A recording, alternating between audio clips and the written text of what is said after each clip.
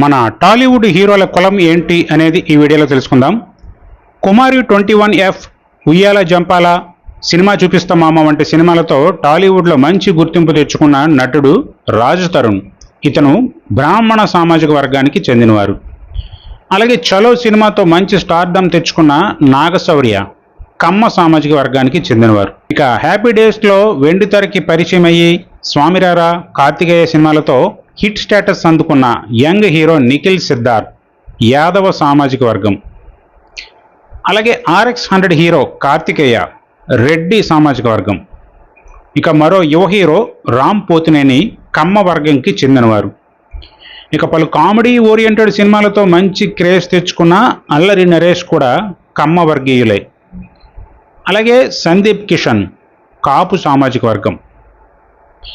జయం, దిల్, ఓ చిన్నదాన, గుండె జారి గల్లంతైంది వంటి లవ్ స్టోరీస్తో ఆకట్టుకున్న నితిన్ది రెడ్డి సామాజిక వర్గం. ఇక సూపర్ స్టార్ కృష్ణ గారి అల్లుడు సుధీర్ బాబు, ఇతను కూడా కొన్ని సినిమాల్లో హీరోగా నటించాడు. ఇతను కమ్మ సామాజిక వర్గం. ఇక నానిగా పిలువబడుతున్న గంటా నవీన్ బాబు కూడా ఇదే సామాజిక వర్గం. ఇక మహానుభావుడు సర్వానందది కమ్మ వర్గమే. అలాగే రౌడీ బాయ్ విజయ్ దేవరకొండ బ్రాహ్మణ్స్.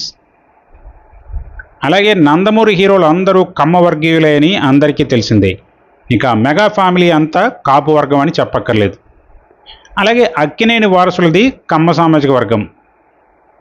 ఇక దగ్గుపాటి ఫ్యామిలీది కూడా కమ్మ వర్గమే. ఇక హీరోగా నిలదొక్కుకోవడానికి విశ్వ ప్రయత్నం చేస్తున్న విశ్వక్సేన్ నాయుడు కమ్యూనిటీ. ఇక మ్యాన్లీ హీరో జగపత్ బాబు, శ్రీకాంత్లది కమ్మ సామాజిక వర్గం.